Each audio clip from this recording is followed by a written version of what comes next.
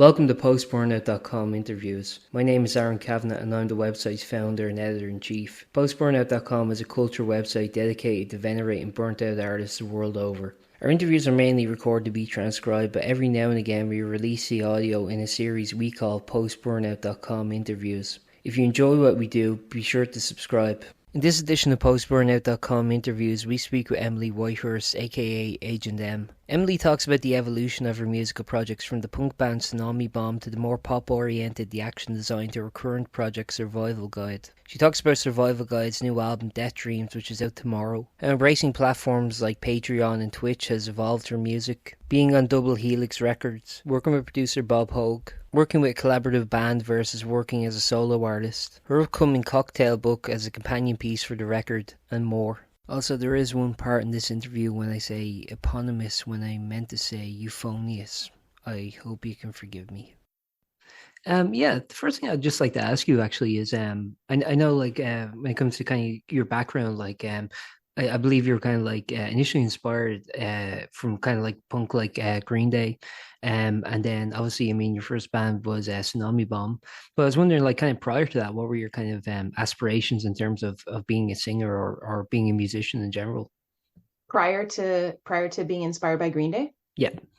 I didn't have any aspirations of being a singer or a musician. It was really how much I loved Green Day is what inspired me to be part of music. I loved it so much that I felt like I want to do this. I can do this. And it wasn't even like I want to do this forever. I want to do this professionally. It was more just like I feel so energized by this music that I feel like I want to make my own in the same vein and just be part of this whole thing.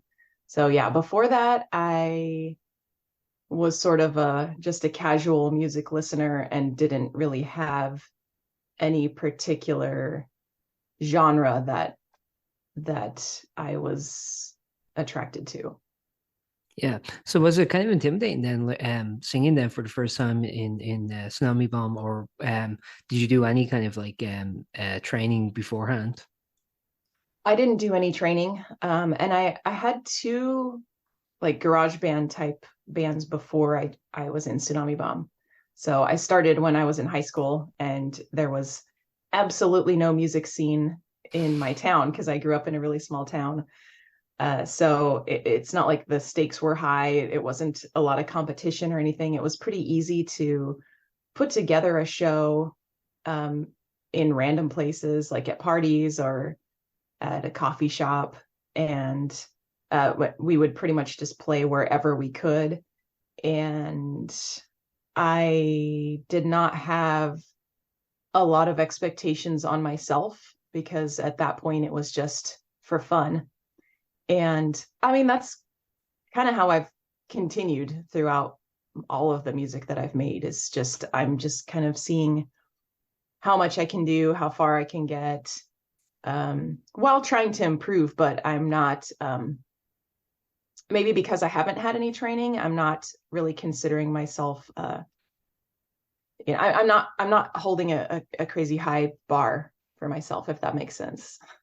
I think it was better to kind of no try to become a musician in when you were in like a smaller town versus if you had been in say one of the major cities.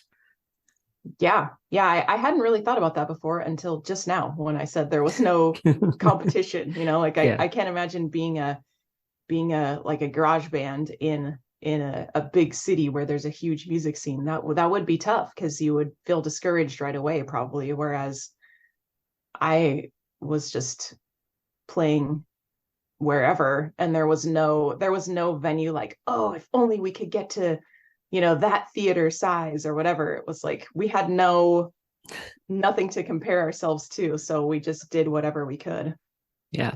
And then obviously then there was the success you had with Tsunami Bomb, who were like really popular in the late 90s and the early 2000s. Yeah, and then like kind of from there you sort of went on, you did the action design, and then which kind of brings us up to kind of like your latest project then. So yeah, so with Survival Guide, I mean, like, I believe it originally started as a two-piece with yourself and Jason McKissick. Yeah, but I think he had to then leave due to kind of like parental responsibilities. Yes. And it kind of started then as a solo project then. So or kind of continues, excuse me, as a solo project. So is that still where it is now? Is it still just you? It is. I wrote the whole record myself, Death Dreams, that's coming out in October. Mhm. And yeah, that was a really big goal of mine to not feel like I had to depend on another musician to continue to create music, because as time goes on, it's like people drop off from doing music. Other, they reach a point where they feel like they need to be doing something that's maybe seems more responsible. I don't know. Yeah. So I'm still a holdout, I'm like, I'm gonna keep going. And so for now, it is just me, although I am going to be trying out performing with different backing musicians, because for the last few years, whenever I play a show, I've been playing it solo for the most part. Yeah. I've played with other musicians a few times and done a few tours with a couple extra musicians, um, but I have only done that sort of when it was easy and convenient. And now I would like to start doing that for every show if I can. So I'm kind of gradually setting up different musicians that could be performers with me. So I have people that are available to play and make the show a little bit more interesting than just me with keyboards and electronics on stage. Yeah, and one thing I wanted to ask was actually kind of like coming from sort of collaborative musical projects, you doing kind of a solo project. I mean, I suppose on the one hand you kind of have the freedom of being able to write what you want and not have to kind of consolidate those ideas with other members. But simultaneously, I mean, I'm sure it's nice to also be able to get feedback and to have other people kind of helping to expand on your music. I was wondering what for you, how the two kind of differ for you, and do you prefer one over the other? That I struggled with that a lot when writing this album, because I have never, I mean, that to me is the epitome of what made it so difficult, is that I've always had other musicians to work with and to throw ideas, back and forth with. And when Survival Guide started and it was a two-piece, that was already like, oh wow, we don't have a drummer, we don't have, we need to figure out how to do all this ourselves, just being a guitar player and mainly a vocalist, and I do whatever I can on keyboards. And that is really what was intimidating about deciding to do a whole record myself, is that I knew I wouldn't have, I would have to trust myself, Yeah. which but it did have its pros as well. Like you're saying, like there are some notable things in the album that I did that may or may not be true, but let's see, how would I put this? There are some decisions that I made that I felt I would not have even presented to a band, because Yeah. I thought, oh, they wouldn't like this idea, Yeah. or they'll think this is dumb, or I just, prejudging my own creative ideas and being a little embarrassed of them, and thinking that another, more skilled musician would think that it wasn't a good idea. Yeah. So that was really fun. It was kind of a toss up. I think that the having the freedom to do what I want did end up being a stronger positive thing than the negative of not having anyone to confer with, because it did exactly what I wanted it to do, and it proved to me that I could do it, because I really wasn't sure. I didn't know. I mean, it's such a huge, because I've been a vocalist for so long. And I still, consider myself to be mainly a vocalist, and I am not much of an instrumentalist. And I wanted to prove to myself that I could do it, and now I know I can. So I think overall it was really great to write by myself, and to realize that even though I struggled at times and didn't know whether my decisions were right, quote unquote right, Yeah. going into the studio with Bob, I think that's what saved it, really, is that I did have, in the end, I wrote the songs. I finished them for the most part. There were a couple songs that were a little bit sparse, that I knew we would have to fill out in the studio. But I brought these completed songs knowing that, okay, here's a producer. He will tell me if, and whether I agree or not, we'll find out. But he will say if he's like, this song is bad, or this needs to be fixed, or this is totally unprofessional, or, he's going to tell me his thoughts as a professional musician and record producer. So I did have Bob to fall back on, if in case there were any bad ideas. And luckily, he didn't think we needed to change very much, which made me also feel really good. Like I accomplished it. I wrote a record that is good. Yeah, I agree. Well, you're talking there about Bob Hogue, who is also a member of the Ataris, and he produced for them too. And yeah, I was wondering, like, why'd you kind of choose him to help produce the album? Because I know you've been doing some production work yourself, right? So I mean, I guess now you kind of, was there ever a consideration for self-producing the album? And just in general, I mean, because like I think the kind of music that's sort of being made is kind of like electronic pop. It's kind of like very much outside of his wheelhouse. I think like he's normally quite synonymous with like punk. Yeah, I was wondering like how that came about. Yeah.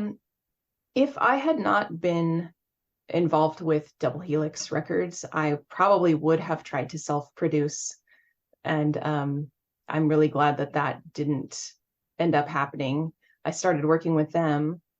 They suggested Bob. We had a short list. We brainstormed like who should produce this record. And Bob was on the list, because they have a few bands who've worked with him already, and they've known him for a long time. And it happened that they already had some studio time reserved with him.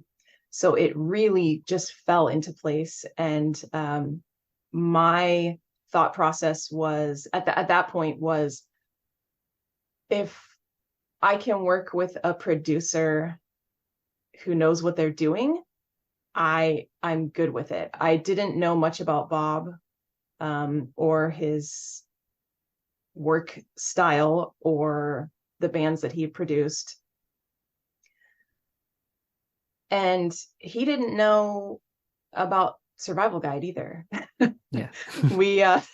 we listened to my demos the first day that I was there, and he had not listened to them yet at that point, which I was kind of blown away by, that he had agreed to do this project and had not listened to it at all.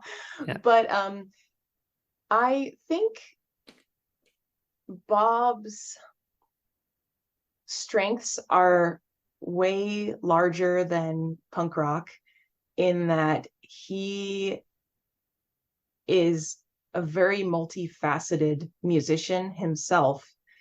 And he also has a very wide array of tastes in music. He likes all music, and he is the kind of musician and producer who really, really listens to music and studies it and hears the pieces and hears, he notices the changes and the instrumentation that they used and the things that he loves about all those different kinds of music. And I think he definitely has a style. He brought he brought kind of a lot of vintagey type instruments to the table, which was really cool for me because I have mostly almost everything I've done is just in the computer. Yeah. So we put a lot of analog keyboards on it, and he let's see, where was I going with that? Yeah, I think he's just very fluid and talented and could really produce. I think he could bring something to pretty much any genre of music if someone wanted him to produce their record. He's pays so much attention to detail, but without going overboard. He's really fantastic. You also mentioned Double Helix there, and again, I think this is somewhat of an atypical kind of release for that label too. I was wondering how you got involved with Double Helix because I believe this is your first time working with them. Is that correct? Yeah, yeah. They approached me, and I think they yeah, it is a bit outside of their usual release. Yeah. They definitely lean more punk, more indie, like almost like 90s indie rock sort of. But they approached me, and they were aware of Tsunami Bomb, and then had found out that I was writing and still doing music, and they approached me a while back and said, hey, do you know, if you are interested, like maybe we could release your album, we could work together on doing that. And at that point I didn't have anyone on my team, let's say. Yeah. And it they've been so fantastic to work with in every way. So I'm really glad that we decided to do that. I was totally unsure at first because I had been without anyone helping me for a while, and was in the zone of being like, I'm alone, I'm doing everything. Yeah. And so I'm glad that they approached me and that I decided to, you know, see what that would be like, because it's been really great. Yeah, and the other thing was like you kind of mentioned like the for a while you were self-releasing records and stuff, and I know you've utilized platforms like Twitch and Patreon, for example, as kind of alternative means of kind of funding your projects as well as like just directly communicating with fans. I was wondering, like, do you think that's kind of a fortunate thing now that we have kind of like in a way that we might not have had like when Tsunami Bomb might have started, like we have these kind of alternative methods that you don't really require being signed to a label as you might have at one point. Yeah, for sure. Patreon and Twitch have really helped me stay a musician. Yeah. I have so much gratitude for the people who have been there with me. They've been on this journey with me for a few years now. Yeah. And I started the Patreon to try to build a small community that would also help me gradually gain the confidence to be able to write my album. And it's been a long process, but I'm so appreciative of those people who have been there since day one. Like, yes, you can do it. We want more music. Yeah. So without that, I don't even know what direction I would have gone. So yeah, the Patreon, it's not like it's an insane, massive paycheck, but Mhm. it has helped me maintain the ability logistically to keep making music. So yeah, I'm so thankful for that, and for Twitch, because Twitch, not only is it a place where people can contribute if they want to, but it's also been a place where I could continue to build confidence on performing by myself. And I'm using that platform to get more comfortable with playing piano and playing bass and just improving myself technically as a musician. So I love both platforms. And being able to kind of get that kind of direct feedback. I mean, like obviously, I assume like people would have came from like Tsunami Bomb, then through the action design, then through Survival Guide. Do you find now that you're finding people who are kind of organically coming to your music just through Survival Guide? Yeah, I there are definitely some people who, especially on Twitch, because people can kind of stumble into my channel Yeah. and they've never heard of me, they don't know me at all, which I love that. I think that's awesome. I find value in both types of fans, Yeah. the ones that have come with me this whole time, they're obviously special to me in one way. But when somebody comes and appreciates what I'm doing now without any backstory, then it also means something else. It means I am doing something right with my current music. So I feel good about that too. One thing the Twitch streams led to was the request hotline series, which was essentially just covers. And when I was listening to them, I found it very interesting because like there was no, I felt there was like no consistent pattern in a good way. Like it wasn't like you're tackling every cover in the same manner. Mhm. Yeah, I was wondering like did that kind of like experimentation then help when it came to this album then to have that kind of ability and that kind of freedom to mess with familiar songs. Yes, exactly. You totally hit the nail on the head. When I first opened my Patreon, one of the rewards was that I would record a cover of your choice. And that filled, like the slots filled up immediately. So I had, I think, 35 songs to cover. Yeah. And I don't think I even realized how much of a really beneficial exercise it was going to be for me to sit down and formulate those covers. And my whole goal from the beginning was to do that, to sit down and not think, okay, I'm going to make a whole album of, you know, rock versions of these songs. Or it was more like I would sit down, listen to the song, think about how I could make it different. Most of them. There's a few. There's like the Cherry Bomb. I just decided to just do it. Try to do Yeah. it how exactly how they did it. Um, just again as an exercise for me. Um, I but for the most part, it was okay. How do I take a a what is the band? Chris Cornell. Oh, Soundgarden? Yes. How do I take a Soundgarden song and make it like Survival Guide, or at least something that makes sense for me to be creating? Yeah. So I did get to explore my possibilities in so many ways, and I tried some things that I wasn't great at, and I kept trying them, and there's still a lot to learn and still a lot that I don't feel I have quite have the resources or the knowledge to do as well as I would like to.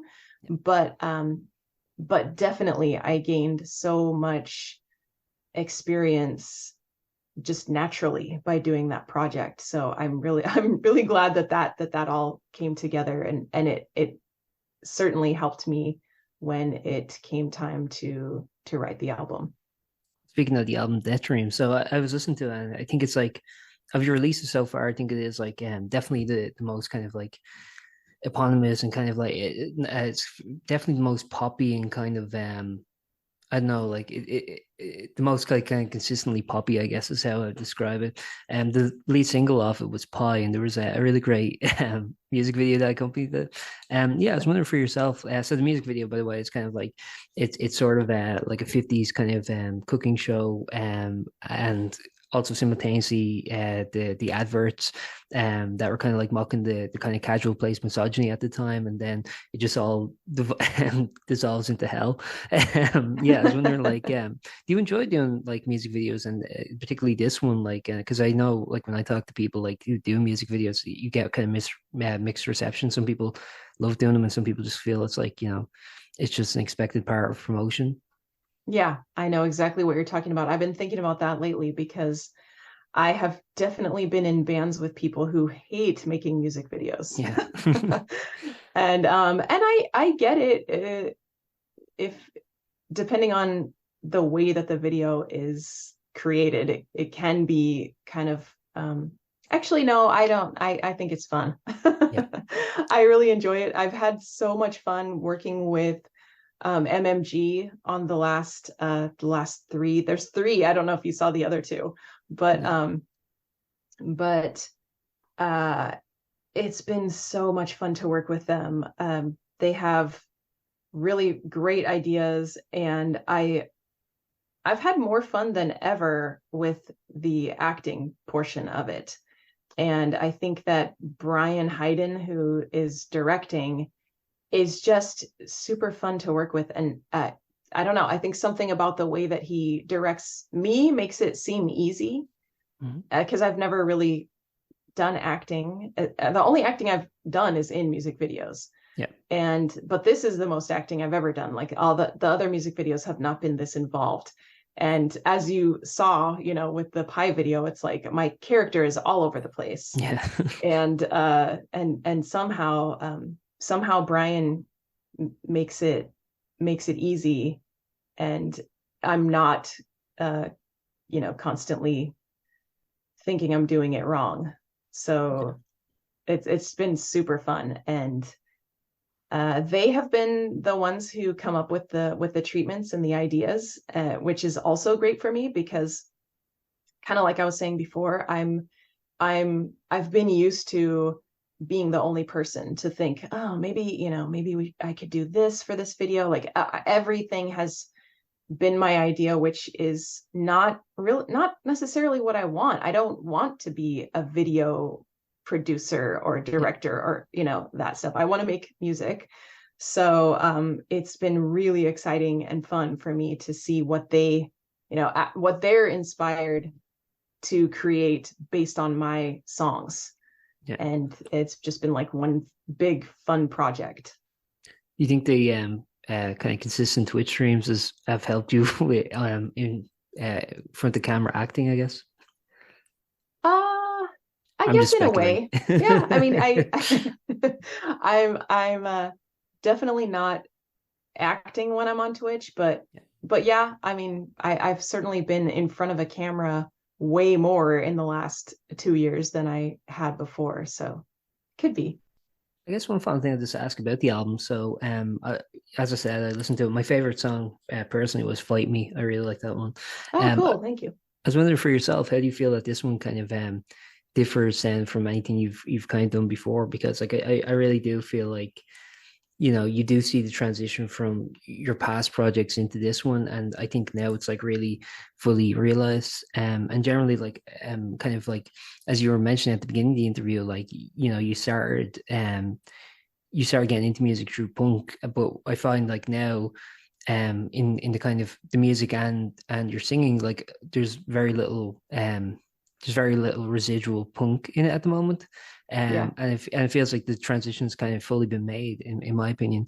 Yeah, so I was wondering like how you feel it differs in that sense.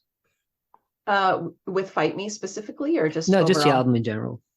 Oh, yeah, I feel like the thing that I took from punk rock, which is really specifically my favorite, a couple of my favorite things from punk rock, um, is that I feel like it's necessary to have an interesting vocal melody. So that is one thing that I will hopefully always have. Yeah. And I actually feel like Death Dreams, as opposed to Way to Go, which is the last, original Survival Guide record, I feel like I have actually returned a little bit to stronger vocals, like more fully loud vocals. I was having to do some work with Way to Go recently, and I had to, I don't listen to my own music. Sure. And I was having to listen to that record, and I thought, wow, I really was singing very soft on a lot of stuff like this. These are songs that I'm still performing on Twitch. all the time, and the album version is so like soft. And I consciously decided that I wanted to go back to some more strong vocals. Obviously, not as blasty as Tsunami Bomb was, because that was like, Yeah. all energy all the time. Right. But I do feel like I brought I brought a bit of that back for Death Dreams. Um, but yeah, I'm not like actively or consciously trying to reflect my past projects in Survival Guide or in Death Dreams. I mainly am just making music and just seeing what happens, which is kind of the whole album was just almost like a test, like let's see what if I can do it, Hmm. and what comes out of it. Well, So I think what came out of it was really good. oh, thank you. That's everything I had to ask. I guess I'll just end by asking: is there what are your future plans, and is there anything you'd like to add before we wrap up? Well, let's see. My future plans, I should probably start working on the next record soon Okay. because I'm a very slow writer. Right. uh, and um, and I hope to have some shows booked, but I hope to do some touring. I would love to get over there and see everybody out there in England and Ireland and Scotland. Would be amazing. It's been a while since I've been out there. Yeah. So that is a dream. We would love to see you. Yeah, that would be fantastic. Also, I am making a cocktail book where there's one recipe for each song. And Okay. actually, Fight Me is the next one that I need to formulate. I've got 9 of them written, and Okay. I need to do 2 more. I need to do Fight Me. So Perfect. that will be like a digital recipe book that is a companion for Death Dreams. That'll be a fun project. Well, thank you very much for your time. It's been very nice talking with you. Yeah, thank you. Thanks for having me on your show. And best of luck with your record. Obviously, I doubt you need my help, but thanks. Oh, I will take it. I do need the help. Take care and Thank enjoy you the rest so of your day. much. Yeah, Bye. you too. Bye. Thank you for listening to that episode of Post-Burnout.com interviews. We hope you enjoyed and stay tuned for more.